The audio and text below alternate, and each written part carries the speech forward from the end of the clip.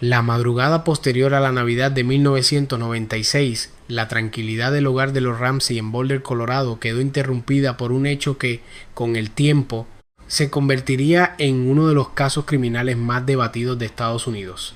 Según lo que luego se reconstruyó, todos se habrían ido a dormir después de volver de una cena con amigos la noche del 25 de diciembre. La casa permaneció aparentemente en calma hasta las primeras horas del día siguiente. Alrededor de las 5:30 de la mañana del 26 de diciembre, Patsy Ramsey bajó por la escalera principal y encontró una nota manuscrita en uno de los peldaños. La carta afirmaba que su hija, John Bennett, había sido secuestrada y exigía una suma de dinero a cambio de su liberación. El mensaje advertía explícitamente que no debían comunicarse con las autoridades. Sin embargo, en cuestión de minutos, Patsy llamó al 911 y despertó a su esposo para informarle que la niña no estaba en su habitación. La policía llegó poco después y, ante el contenido de la nota, el caso se trató inicialmente como un secuestro. Se acordonó únicamente el dormitorio de John Bennett para evitar contaminación de evidencias. No ocurrió lo mismo con el resto de la vivienda. Amigos de la familia y allegados entraron y salieron de la casa con libertad, ofreciendo apoyo emocional, pero alterando sin saberlo una escena que pronto dejaría de ser considerada escenario de secuestro para convertirse en escenario de homicidio. Durante varias horas se esperó una llamada de los supuestos secuestradores. La nota indicaba que el contacto se realizaría entre las 8 y las 10 de la mañana, pero esa llamada nunca llegó. Para entonces, los investigadores ya se preguntaban por qué un secuestro doméstico se habría ejecutado sin signos claros de entrada forzada en una casa amplia y con múltiples accesos. La extensión de la nota y el hecho de que estuviera escrita con artículos de la misma vivienda también despertaron sospechas tempranas. Pasado el mediodía, sin novedades del supuesto secuestro, una detective pidió a John Ramsey que revisara nuevamente la casa de arriba abajo en busca de algo inusual. Fue entonces cuando bajó al sótano acompañado de un amigo. En una habitación interna encontró el cuerpo de John Bennett. La niña estaba cubierta parcialmente con una manta blanca. Tenía cinta adhesiva en la boca y una cuerda rodeando su cuello, adherida a un palo de madera que actuaba como torniquete. También se observó una lesión en la cabeza. John tomó el cuerpo en brazos y lo trasladó a otro punto de la casa, contaminando aún más el escenario. Con el hallazgo, lo que horas antes se había comunicado como un secuestro se transformó oficialmente en un homicidio.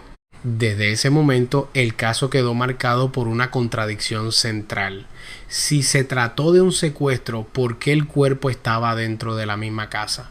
¿Por qué nunca hubo un segundo contacto? ¿Por qué la nota exigía un rescate específico y luego no se avanzó en la negociación?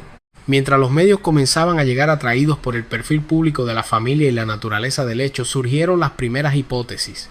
Una parte de los investigadores consideró la posibilidad de un intruso que habría ingresado sin dejar rastros claros y que después de matar a John Bennett abandonó la escena sin llevarse el cuerpo. Otra línea teórica apuntó a la opción interna, que la escena hubiera sido montada para simular un secuestro y que la muerte ocurriera dentro del entorno familiar. Desde las primeras horas del caso, la gestión policial generó críticas. La casa nunca fue asegurada completamente, se permitió el ingreso de múltiples personas y el traslado del cuerpo eliminó información crucial para reconstruir la secuencia temporal del crimen. La falta de aislamiento temprano complicó lo que después sería una batalla entre teoría, informes forenses, especulaciones mediáticas y análisis legales. Hasta ese momento la atención se concentraba en lo que había ocurrido dentro de la casa la madrugada posterior a la Navidad. Sin embargo, para comprender el impacto del caso y las líneas de investigación que surgieron después, era necesario mirar hacia atrás y observar quiénes conformaban la familia Ramsey y cómo era su dinámica antes de que todo comenzara. John Bennett Patricia Ramsey era la hija menor de John Bennett Ramsey y Patricia Patsy Ramsey. Había nacido el 6 de agosto de 1990 en Atlanta y se había mudado con su familia a Boulder, Colorado cuando era apenas una bebé. Tenía un hermano mayor, Burke, 3 años mayor que ella. A simple vista, la familia representaba una imagen muy asociada al éxito económico y social estadounidense de los años 90. Estabilidad, recursos, conexiones y una proyección pública favorable. La figura de John estaba ligada al mundo empresarial. Era presidente de Access Graphics, una compañía de servicios informáticos que había crecido rápidamente y que se encontraba entre las empresas más destacadas de su sector.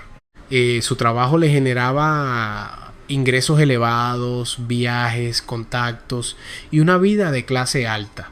La familia vivía en una casa amplia con varios niveles y múltiples habitaciones, algo poco habitual para la mayoría de los hogares, pero coherente con su estatus económico. Patsy, por su parte, tenía un perfil distinto. Había sido reina de belleza en su juventud, obteniendo el título de Miss West Virginia en 1977. Era sociable, meticulosa y mantenía un rol activo en eventos sociales y actividades comunitarias. Se encargaba de la organización de la casa, de los niños y también del mundo que rodeaba a los concursos de belleza infantiles. Este fue el ámbito en el que JonBenét comenzó a desenvolverse desde muy temprana edad. La niña participó en numerosas competencias y ganó varios títulos. Su imagen, arreglada cuidadosamente para los certámenes, se hizo conocida, algo que más tarde tendría relevancia mediática. Mientras algunos veían los concursos como un espacio de talento y disciplina, otros los consideraban un entorno que exponía a niñas muy pequeñas a estándares adultos y a dinámicas de competencia que no siempre correspondían a su edad. El debate sobre ese mundo no era nuevo y tras el caso se intensificaría. En el plano doméstico, la familia contaba con comodidad material y rutinas propias de su nivel socioeconómico. Los padres organizaban cenas, reuniones y actividades sociales, y los niños participaban en actividades escolares y recreativas. Lo que se proyectaba hacia afuera era una vida ordenada y funcional. No existían antecedentes públicos de conflictos graves ni de episodios que anticiparan la tragedia que vendría. Burke, el hermano mayor, había mostrado un temperamento descrito por psicólogos como reservado y de pocos vínculos sociales. No era el centro de atención en la casa, en contraste con su hermana, cuya participación en concursos y cuya imagen pública atraía interés. Este desbalance de atención fue señalado más tarde por algunos analistas como un elemento a considerar, aunque nunca se estableció oficialmente como un factor determinante. La presencia de recursos económicos, conexiones sociales, una niña que ya tenía proyección mediática y un entorno familiar aparentemente estable transformaron el caso en algo distinto a un crimen doméstico común. Cuando el cuerpo de JonBenét fue encontrado, no solo se activaron sospechas policiales, sino que comenzó un proceso paralelo de escrutinio público. Parte de la prensa vio en la familia el modelo ideal de la clase alta estadounidense, lo que aumentó el interés informativo y abrió un espacio para hipótesis que más tarde se volverían recurrentes. Desde la aparición de la nota de secuestro hasta el hallazgo del cuerpo, todas las explicaciones posibles se dividieron entre dos grandes escenarios, uno que señalaba una intervención externa y otro que apuntaba hacia el interior de la casa. Las relaciones familiares, la personalidad de cada miembro y la exposición mediática previa se convirtieron entonces en un componente inevitable del análisis. A partir de allí, las teorías policiales, forenses y mediáticas comenzaron a tomar forma. Tras el hallazgo del cuerpo en el sótano, la hipótesis inicial de secuestro quedó desplazada por la de homicidio. La policía de Boulder inició la investigación formal, pero el punto de partida ya estaba condicionado por lo que había ocurrido en las primeras horas del día. La casa no se había asegurado adecuadamente. El cuerpo había sido movido y personas externas habían ingresado al domicilio. Esto dificultó la preservación de indicios y se convertiría en uno de los elementos más criticados del caso. El dormitorio de JonBenét fue el único espacio acordonado de inmediato. El resto de la vivienda permaneció abierto, con allegados circulando por la cocina, la sala y otras áreas, moviendo objetos, limpiando superficies e incluso sirviéndose alimentos. La escena, en términos forenses, quedó contaminada antes de que se definiera la naturaleza del crimen. La autopsia determinó dos elementos principales: estrangulamiento y traumatismo cráneoencefálico. Se identificó una fractura importante en la zona craneal compatible con un golpe fuerte producido por un objeto contundente. El estrangulamiento se produjo mediante un mecanismo improvisado, una especie de garrote hecho con cuerda y un mango de madera. La secuencia exacta si el golpe antecedió al estrangulamiento o viceversa fue analizada por distintos especialistas, pero el consenso inicial fue que ambos contribuyeron al resultado fatal. El examen forense también detectó restos de piña en el estómago de la niña, indicando que había ingerido el alimento pocas horas antes. Este hallazgo no coincidía con la versión inicial de los padres, quienes afirmaron no recordar haberle servido piña esa noche. En la cocina, la policía encontró un tazón con piña y una cuchara. La presencia de este detalle se convirtió en un punto relevante para reconstruir la línea temporal previa al crimen. En paralelo, la policía analizó la nota de rescate. Su extensión llamaba la atención. 2 páginas y media escritas con calma, utilizando un bloc de notas y un bolígrafo de la casa. Secuestros reales suelen involucrar comunicaciones breves, directas y con instrucciones claras.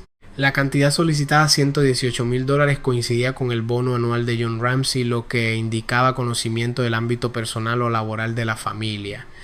El hecho de que la nota se hubiera redactado dentro de la vivienda implicaba que el supuesto autor permaneció en el lugar un tiempo considerable sin ser detectado.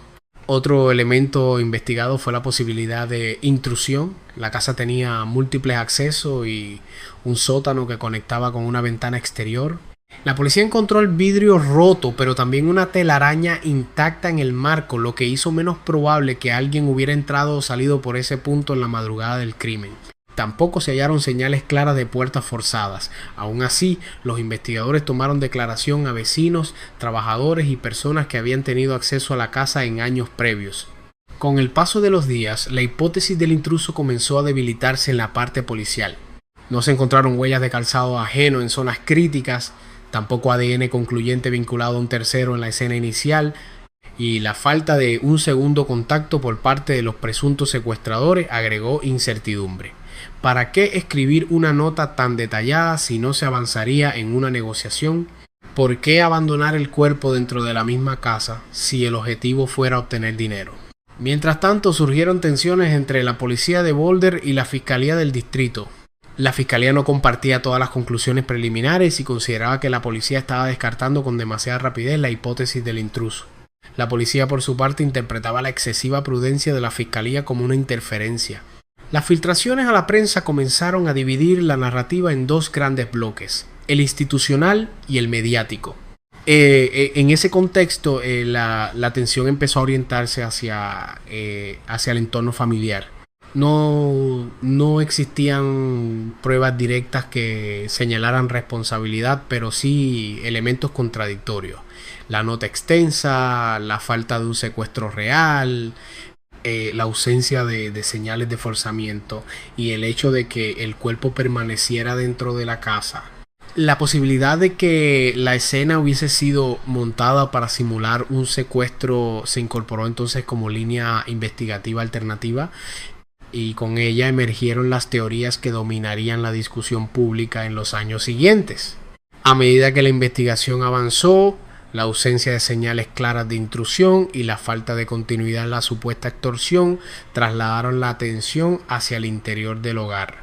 Fue entonces cuando surgió la llamada teoría familiar, un conjunto de hipótesis que no apuntaba necesariamente a un único miembro, sino a la posibilidad de que la muerte de Sean Bennett hubiese ocurrido dentro del entorno doméstico y que la escena posterior hubiera sido preparada para simular un secuestro. Dentro de esta línea, los investigadores y analistas diferenciaron 3 figuras: el padre, la madre y el hermano mayor. Cada uno representaba un escenario distinto con motivaciones, mecanismos y consecuencias posibles, y ninguna de estas hipótesis se presentó inicialmente como concluyente. Se trataba más bien de reconstrucciones basadas en elementos forenses, inconsistencias temporales, evaluación conductual y lógica comparada con otros casos de homicidio infantil. En lo que respecta a John Ramsey, la atención se centró en 2 aspectos: el hallazgo del cuerpo y la cifra del rescate. La nota exigía un monto específico que coincidía con su bono laboral, lo que sugería conocimiento interno. Además, cuando la policía solicitó revisar nuevamente la casa, John se dirigió al sótano de manera directa, donde encontró el cuerpo. Algunos investigadores consideraron inusual que en un supuesto secuestro el padre moviera el cadáver, contaminando la escena. También se mencionó la posibilidad teórica de que el escenario del sótano, incluyendo el garrote y la cinta adhesiva, hubiese sido parte de una puesta en escena para desviar la atención hacia un agresor desconocido. Sin embargo, estas ideas permanecieron en el ámbito hipotético y no se transformaron en acusaciones formales. La hipótesis centrada en Patsy Ramsey se apoyó principalmente en la nota de rescate. Su extensión, la elección del vocabulario, el uso de papel y bolígrafo de la casa y la ausencia de huellas ajenas resultaron elementos llamativos. Análisis caligráficos señalaron similitudes entre la letra de Patsy y la de la nota, aunque los peritos no alcanzaron consenso pleno. La participación de Patsy en concursos de belleza y su relación con la proyección pública de la niña también se incorporaron al debate mediático, pero más como contexto que como causante directo. En esta teoría, el componente fundamental era la posibilidad de que la nota hubiera sido escrita para transformar un incidente doméstico en el simulacro de un secuestro. La línea que involucraba a Burke Ramsey adquirió relevancia posteriormente, cuando se discutió el hallazgo de piña en el estómago de John Bennett y la presencia de un tazón en la cocina. Dado que el hermano era aficionado a ese alimento, algunos analistas propusieron que la interacción entre ambos podría haber sido el origen de un conflicto infantil. Experimentos independientes mostraron que un golpe con una linterna del tipo encontrada en la escena podía producir una fractura craneal similar a la observada en la autopsia.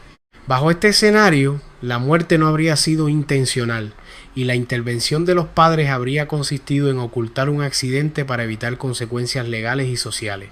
Al igual que las otras, esta teoría se mantuvo como construcción hipotética y no como afirmación judicial. Un punto transversal en estas líneas era el comportamiento posterior al hallazgo del cuerpo. Algunos especialistas en conducta señalaron que el llanto, la contención emocional, el manejo del lenguaje y la relación entre los padres en las primeras entrevistas podían interpretarse de distintas maneras.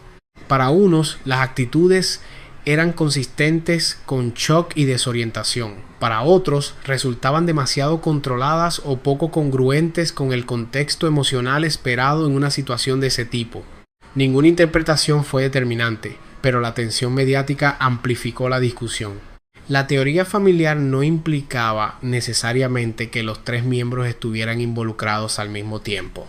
Por el contrario, se dividía en hipótesis independientes que intentaban explicar la secuencia del crimen y el comportamiento posterior desde diferentes ángulos. En algunas, la madre era central, en otras el padre, en otras el hermano. También hubo variantes en las que las acciones de un miembro se complementaban con las de otro para encubrir lo ocurrido. Lo que caracterizó esta fase del caso fue que las preguntas surgieron a partir de elementos observables: la nota de rescate, la escena del sótano, la falta de intrusión, el comportamiento frente a la policía y los tiempos de reacción.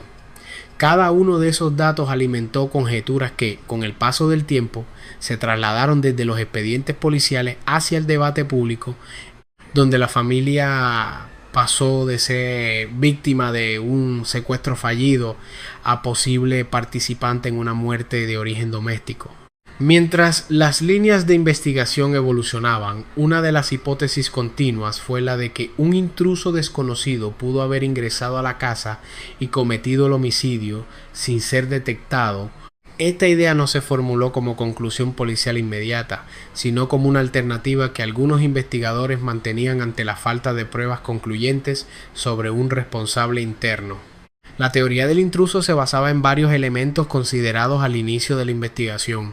La casa de los Ramsey tenía múltiples puertas y ventanas, algunas de las cuales estaban sin llave o sin seguro en la madrugada del crimen.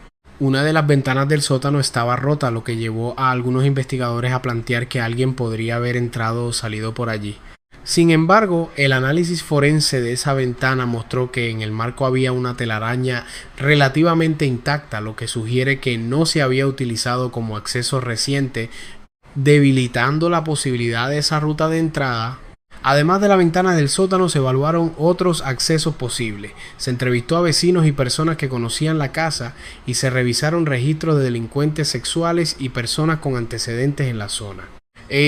Algunos nombres que surgieron entre los sospechosos externos incluyeron a un vecino que se vestía de Papá Noel, una ex empleada doméstica y un hombre con antecedentes de agresión que murió tiempo después del crimen, pero ninguno pudo vincularse sólidamente con evidencia física o testimonios verificables. Un componente central en esta hipótesis fue la evidencia biológica encontrada en la escena. En diciembre de 2003, casi 7 años después del asesinato, Los investigadores forenses consiguieron extraer suficiente material genético de una muestra mixta obtenida de la ropa interior de John Bennett para establecer un perfil de ADN masculino desconocido. Este perfil no coincidió con el de ninguno de los miembros de la familia, lo que llevó a la Fiscalía de Boulder a enviar una carta en 2008 a los Ramsey explicando que estaban descartados como contribuyentes de ese ADN. Si bien esta declaración fue una opinión en buena fe y no constituía una exoneración con valor legal definitivo, la presencia de este ADN masculino ha sido un punto de interpretación variada. Por un lado, algunos investigadores y expertos han señalado que la repetición del mismo perfil genético en varias prendas de John Bennett podría indicar que pertenecía a un tercero relacionado con la agresión. Por otro lado, especialistas forenses han advertido que, dada la manipulación prolongada de la escena y la contaminación potencial que ocurrió durante los primeros días de la investigación, es difícil establecer con certeza que ese ADN provenga del autor del crimen. También se ha discutido la posibilidad de que algunas de las trazas genéticas encontradas en la ropa interior de la niña correspondan a ADN de contacto o touch DNA, es decir, material genético dejado por personas que tocaron la prenda en diferentes momentos sin relación con el homicidio. En contextos forenses, este tipo de ADN puede provenir de células de la piel transferidas por manipulación directa o indirecta, lo que complica la interpretación de los perfiles detectados. Algunos investigadores han señalado que incluso prendas nuevas pueden portar material genético de varias personas debido a que entran en contacto con manipuladores durante la fabricación, embalaje y distribución. Aunque esta explicación no ha sido validada oficialmente en los documentos públicos de la Fiscalía ni en los informes forenses originales, este punto se mencionó en ciertos análisis externos como una posible explicación alternativa para el ADN desconocido encontrado, pero no existe un consenso formal en torno a su relevancia para el caso. Dentro de la teoría del intruso también se planteó que este individuo habría tenido conocimiento del interior de la casa, del horario familiar o de hábitos no del todo públicos. Algunos investigadores independientes y expertos en crimen sin resolver han argumentado que el perfil de edad y conducta de algunos delincuentes sexuales conocidos en la zona en ese momento podría coincidir con un perpetrador externo, aunque nuevamente no se ha identificado a ninguna persona específica a través de ADN o evidencia física que conecte a un sospechoso externo con el homicidio.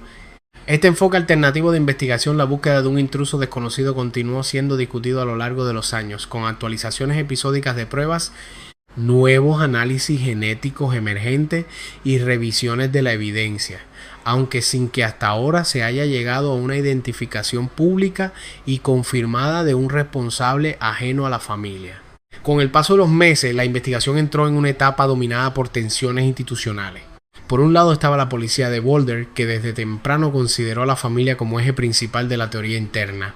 Por el otro, la Fiscalía del Distrito, que veía mérito en explorar a fondo la hipótesis del intruso.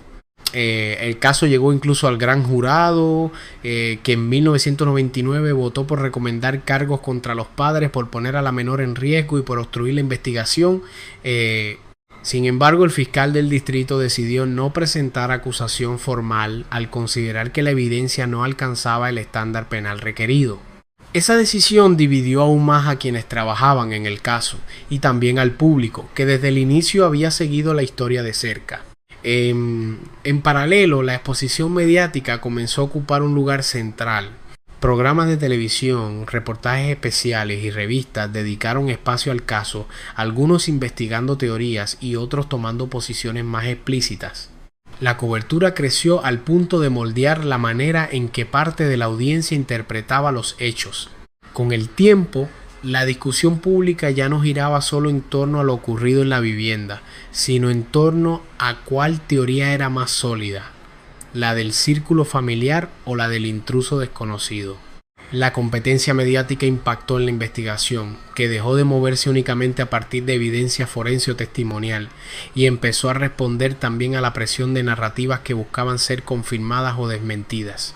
Dentro de esa dinámica surgieron sospechosos externos cuya relevancia variaba según el medio que los presentaba. Entre ellos, la figura que ganó más notoriedad fue la de un maestro que años después del asesinato afirmó ser el responsable. El hombre fue detenido en el extranjero y entregó una versión minuciosa sobre la noche de los hechos. Durante algunos días la posibilidad de que el caso se resolviera pareció cercana. Sin embargo, el análisis forense no avaló su confesión, el ADN comparado no coincidió y su relato contenía elementos ya conocidos públicamente, pero carecía de detalles verificables que solo el autor material podría haber proporcionado. La hipótesis se descartó y el episodio terminó por mostrar hasta qué punto el caso se había vuelto susceptible a afirmaciones, filtraciones y maniobras mediáticas. Mientras tanto, la familia volvió a ocupar el foco. En 2006, Patsy falleció a causa de un cáncer de ovario. Su muerte reactivó parte de la discusión pública, en especial porque para ese momento las teorías sobre su participación o conocimiento de los hechos continuaban siendo objeto de debate. A nivel jurídico, su fallecimiento no modificó la situación procesal del caso, pero sí modificó la manera en que la cobertura mediática la describía de sujeto investigado. Pasó a ser también pieza de un relato familiar marcado por duelos sucesivos y por la ausencia de resolución judicial. Con el avance tecnológico, el caso fue revisado desde un ángulo forense actualizado. Nuevos análisis de ADN se realizaron sobre muestras recolectadas en los años 90, lo que llevó a descartar nuevamente la participación genética de los miembros de la familia en ciertos rastros encontrados. Aunque algunos fiscales interpretaron ese resultado como indicio a favor de la teoría del intruso, otros investigadores señalaron que el grado de contaminación de la escena complicaba la lectura de cualquier hallazgo biológico. También se debatió el valor de ciertos perfiles parciales y la posibilidad de que trazas de ADN detectadas en ropa interior infantil provinieran del proceso industrial de fabricación, embalaje o transporte. Ninguna de estas lecturas logró desplazar a la otra de forma definitiva. Llegada la década siguiente, la discusión ya no se centraba exclusivamente en reconstruir lo ocurrido en la madrugada posterior a Navidad, sino en determinar cuál teoría mantenía mayor coherencia interna.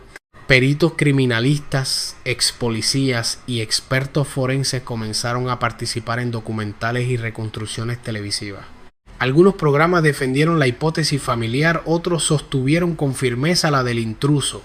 En uno de los especiales más comentados, un panel técnico hizo una reconstrucción física del golpe craneal utilizando una linterna, lo que reavivó la posibilidad de un conflicto infantil accidental.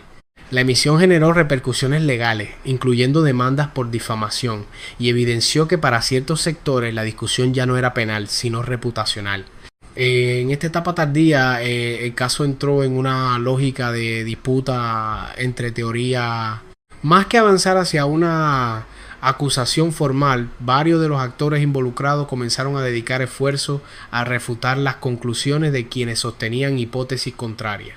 El expediente se transformó así en un espacio donde investigadores, periodistas y especialistas competían por validar el marco interpretativo que consideraban correcto. La consecuencia práctica fue que el caso dejó de ser únicamente una investigación criminal en curso y pasó a ser un campo de controversia pública donde cada pieza de evidencia, cada informe, cada testimonio eran leídos en función de la teoría que buscaban sostener. A nivel institucional, el expediente siguió abierto. El Departamento de Policía de Boulder mantuvo el caso como homicidio sin resolver y a lo largo de los años realizó nuevas entrevistas y análisis complementarios. No hubo imputaciones formales ni cierre judicial. Los esfuerzos por aplicar tecnologías más avanzadas al material recolectado han continuado de forma intermitente, sujetos a disponibilidad de recursos y avances forenses. La Fiscalía tampoco ha descartado públicamente ninguna de las teorías principales, lo que deja un margen amplio para interpretaciones múltiples dentro y fuera del ámbito legal. Hoy, el caso permanece en una zona intermedia entre investigación activa y archivo histórico. La cobertura mediática continúa, los expertos siguen formulando hipótesis y el público sostiene posiciones a menudo irreconciliables. El expediente oficial no ha señalado a un responsable, no se ha determinado un motivo y no existe resolución procesal. La muerte de la menor, ocurrida hace ya décadas, sigue siendo objeto de análisis técnico, debate mediático y discusión social. Y mientras el expediente permanece abierto, la pregunta central continúa sin respuesta definitiva.